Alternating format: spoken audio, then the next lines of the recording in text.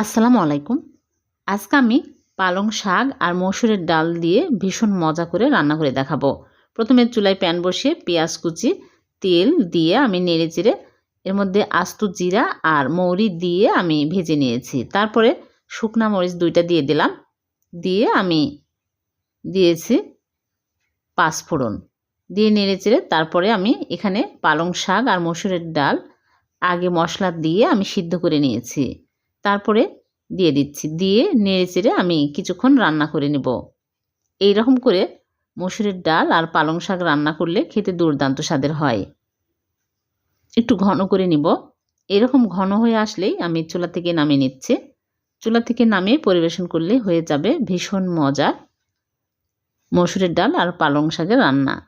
এই রান্নাটা ভাত, রুটি, পরোটা সব কিছুর সাথে খেতে খুবই ভালো লাগে। ভালো লাগলে লাইক, কমেন্ট, শেয়ার করে দেবেন। পেজটিকে